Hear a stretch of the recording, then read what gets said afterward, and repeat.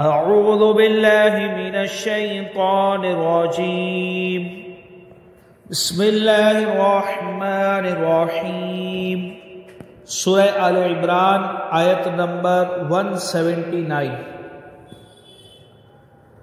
ما كان الله ليذر المؤمنين على ما أنتم عليه حتى يميز الخبيث من الطيب وما كان الله ليطلعكم على الغيب ولكن الله يجتبي من رسله من يشاء فآمنوا بالله ورسله وإن تؤمنوا وتتقوا فلكم أجر عظيم۔ ترجمہ کنز العرفان۔ اللہ کی یہ شان نہیں کہ مسلمانوں کو اس حال پر چھوڑے جس پر ابھی تم ہو، جب تک وہ ناپاک کو پاک سے جدا نہ کر دے۔ اب یہاں سے ایک الگ بات ہو رہی ہے، اور اے عام لوگوں، اللہ تمہیں غیب پر مطلع نہیں کرتا، البتہ اللہ اپنے رسولوں کو منتخب فرما لیتا ہے جنہیں پسند فرماتا ہے۔ تو تم اللہ اور اس کے رسولوں پر ایمان لاؤ، اور اگر تم ایمان لاؤ اور متقی بنو تو تمہارے لیے بہت بڑا اجر ہے۔ ما كان الله ليذر المؤمنين على ما انتم عليه، اللہ کی یہ شان نہیں کہ مسلمانوں کو اس حال پر چھوڑے جس پر ابھی تم ہو۔ اس آیت کا خلاصہ یہ ہے کہ اے صحابی رضی اللہ تعالی عنہ، یہ حال نہیں رہے گا کہ منافق اور مومن ملے جلے رہے، بلکہ عن قریب اللہ عز و جل اپنے رسول صلی اللہ تعالی علیہ وسلم کے ذریعے مسلمانوں اور منافقوں کو جدا جدا کر دے گا۔ اس آیت مبارکہ کا شان نزول کچھ اس طرح ہے کہ تاجدار رسالت صلی اللہ تعالی علیہ وسلم نے فرمایا، میری امت کی پیدائش سے پہلے جب میری امت مٹی کی شکل میں تھی، اس وقت وہ میرے سامنے اپنی صورتوں میں پیش کی گئی، جیسا کہ حضرت آدم علیہ السلام پر پیش کی گئی، اور مجھے علم دیا گیا کہ کون مجھ پر ایمان لائے گا اور کون کفر کرے گا۔ یہ خبر جب منافقین کو پہنچی تو انہوں نے استہزاء کے طور پر کہا کہ محمد مصطفیٰ صلی اللہ تعالی علیہ وسلم کا گمان ہے کہ وہ یہ جانتے ہیں جو لوگ ابھی پیدا بھی نہیں ہوئے ان میں سے کون ان پر ایمان لائے گا اور کون کفر کرے گا، جبکہ ہم ان کے ساتھ رہتے ہیں۔ منافقین کا یہ گمان تھا کہ حضور یہ کہہ رہے ہیں کہ سب کے بارے میں مجھے بتا دیا گیا، جبکہ ہم ان کے ساتھ رہتے ہیں، ان کے ساتھ اٹھتے بیٹھتے ہیں، اور ان کو یہ بھی نہیں پتا کہ ہم ان پر ایمان نہیں لائے، جبکہ ہم ان کے ساتھ رہتے ہیں اور وہ ہمیں پہچانتے نہیں۔ اس پر حضور سید المرسلین صلی اللہ تعالی علیہ وسلم منبر پر کھڑے ہوئے اور اللہ تعالیٰ کی حمد اور ثنا کے بعد فرمایا، ان لوگوں کا کیا حال ہے جو میرے علم میں تعان یعنی اعتراض کرتے ہیں۔ آج سے قیامت تک جو کچھ ہونے والا ہے، اس میں سے کوئی چیز ایسی نہیں جس کا تم مجھ سے سوال کرو اور میں تمہیں اس کی خبر نہ دے دوں۔ حضرت عبداللہ بن حذافہ رضی اللہ تعالیٰ عنہ نے کھڑے ہو کر کہا، یا رسول اللہ صلی اللہ تعالیٰ علیہ وسلم، میرا باپ کون ہے؟ ارشاد فرمایا حذافہ۔ پھر حضرت عمر رضی اللہ تعالیٰ عنہ نے کھڑے ہو کر عرض کی، یا رسول اللہ صلی اللہ تعالیٰ علیہ وسلم، ہم اللہ عز و جل کی ربوبیت پر راضی ہوئے، اسلام کے دین ہونے پر راضی ہوئے، قرآن کے امام اور پیشوا ہونے پر راضی ہوئے، آپ صلی اللہ تعالیٰ علیہ وسلم کے نبی ہونے پر راضی ہوئے۔ ہم آپ صلی اللہ تعالیٰ علیہ وسلم سے معافی چاہتے ہیں۔ تاجدار رسالت صلی اللہ تعالیٰ علیہ وسلم نے فرمایا، کیا تم باز آؤ گے؟ کیا تم باز آؤ گے؟ پھر ممبر سے اتر آئے۔ اس پر اللہ تعالیٰ نے یہ آیت نازل فرمائی۔ واپس سے اس آیت کا ترجمہ پڑھتا ہوں۔ اللہ کی یہ شان نہیں کہ مسلمانوں کو اس حال پر چھوڑے جس پر ابھی تم ہو، جب تک وہ ناپاک کو پاک سے جدا نہ کر دے، یعنی جو منافق ہے اور جو مومن ہے وہ بالکل کھل کر کے سامنے واضح طور پر ظاہر ہو جائے گے۔ ابھی تو منافقین چھپے ہوئے ہیں، مگر یہ اس طریقے سے نہیں رہے گے، ظاہر ہو جائے گا۔ اور اے عام لوگوں، اللہ تمہیں غیب پر مطلع نہیں کرتا، بلکہ اللہ اپنے رسولوں کو منتخب فرماتا ہے جنہیں پسند فرماتا ہے۔ تو تم اللہ اور اس کے رسولوں پر ایمان لاؤ، اور اگر تم ایمان لائے اور متقی بنو تو تمہارے لیے بہت بڑا اجر ہے۔ حضرت ابو موسیٰ اشعری رضی اللہ تعالیٰ عنہ فرماتے ہیں کہ نبی کریم صلی اللہ تعالیٰ علیہ وسلم سے ایسے سوالات کیے گئے جو ناپسند تھے۔ جب زیادہ سوالات کیے گئے اس طریقے کے تو آپ ناراض ہو گئے، پھر لوگوں سے فرمایا کہ جو چاہو مجھ سے پوچھ لو۔ ایک شخص عرض گزار ہوا، میرا باپ کون ہے؟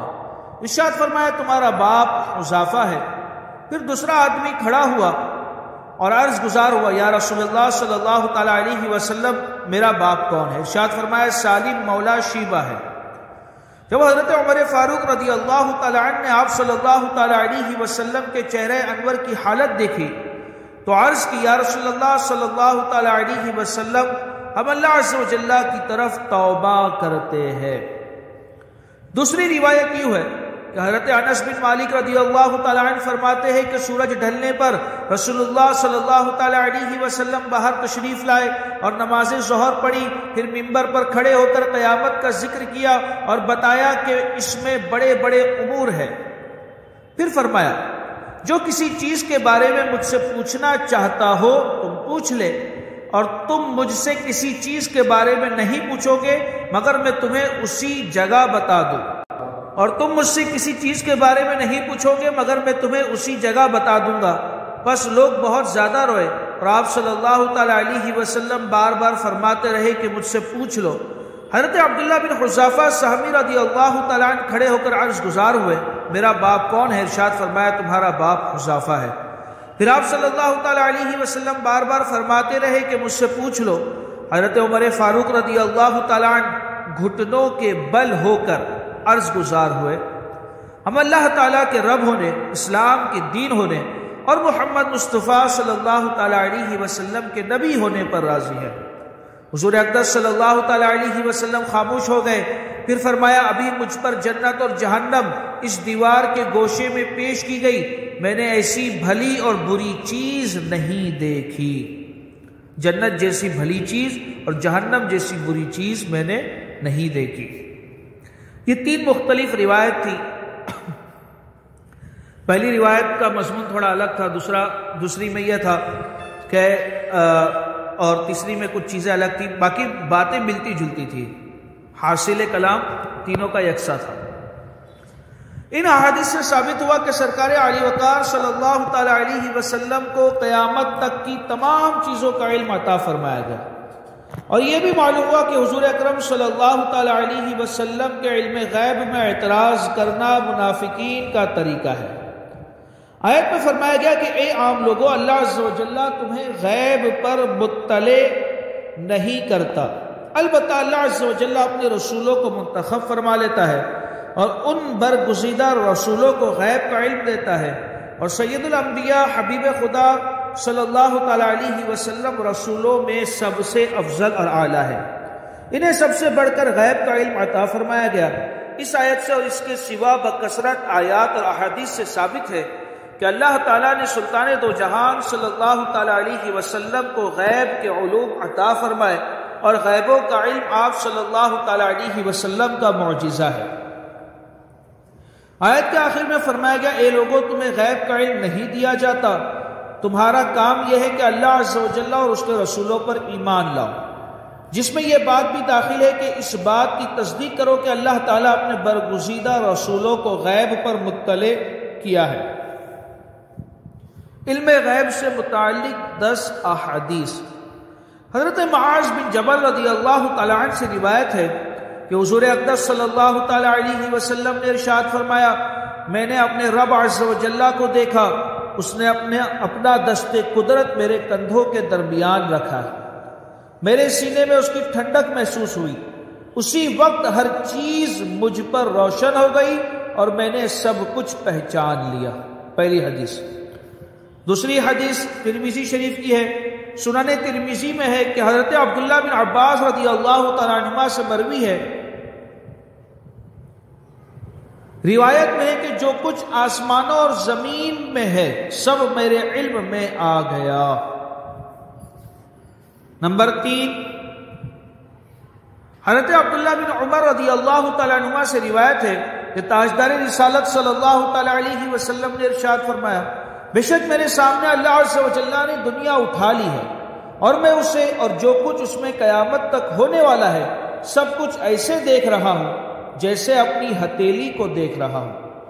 اس روشنی کے سبب جو اللہ تعالیٰ نے اپنے نبی کے لیے روشن فرمائی، جیسے محمد صلی اللہ تعالیٰ علیہ وسلم سے پہلے انبیاء علیہ السلام کے لیے روشن کی تھی۔ آپ فرما رہے ہیں کہ دنیا اٹھا لی ہے اللہ عز و جل نے، بے شک میرے سامنے اللہ عز و جل نے دنیا اٹھا لی ہے اور میں اسے اور جو کچھ اس میں قیامت تک ہونے والا ہے سب کچھ ایسے دیکھ رہا ہوں جیسے اپنی ہتھیلی کو دیکھ رہا ہوں۔ نمبر 4، حضرت حذیفہ بن اسید رضی اللہ تعالیٰ عنہ سے روایت ہے کہ حضور سید المرسلین صلی اللہ تعالیٰ علیہ وسلم نے ارشاد فرمایا، گزشتہ رات مجھ پر میری امت اس حجرے کے پاس میرے سامنے پیش کی گئی، بے شک میں ان کے ہر شخص کو اس سے زیادہ پہچانتا ہوں جیسا تم میں کوئی اپنے ساتھی کو پہچانتا ہے۔ ایک بندہ اپنے ساتھی کو کتنا جانتا ہے؟ حضور فرما رہے ہیں میں اس سے کئی گنا زیادہ اس شخص کو جانتا ہوں۔ نمبر 5، حضرت عمر فاروق رضی اللہ تعالیٰ عنہ فرماتے ہیں، ایک مرتبہ رسول اکرم صلی اللہ تعالیٰ علیہ وسلم ہم لوگوں میں کھڑے تھے تو آپ صلی اللہ تعالیٰ علیہ وسلم نے ہمیں مخلوق کی پیدائش سے بتانا شروع کیا، حتیٰ کہ جنتی اپنی منزل پر جنت میں داخل ہو گئے اور جہنمی اپنے ٹھکانے پر جہنم میں پہنچ گئے۔ جس نے اس بیان کو یاد رکھا اس نے یاد رکھا اور جو بھول گیا سو بھول گیا۔ یہ بخاری شریف کی حدیث کہ حضور ایک بار کھڑے ہوئے اور سب کچھ بتانا شروع کر دیا، قیامت تک کے بتانا شروع کر دیا، حتیٰ کہ جنتی جنت میں داخل ہو گیا اور دوزخی دوزخ میں اپنے ٹھکانے کو پہنچ گئے۔ نمبر 6، مسلم شریف میں حضرت عمرو بن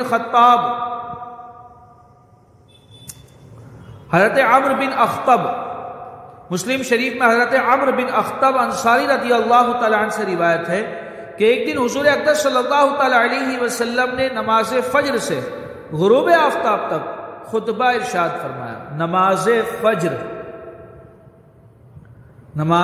فجر سے غروب آفتاب تک خطبہ ارشاد فرمایا، بیچ میں ظہر اور عصر کی نمازوں کے علاوہ کچھ کام نہ کیا۔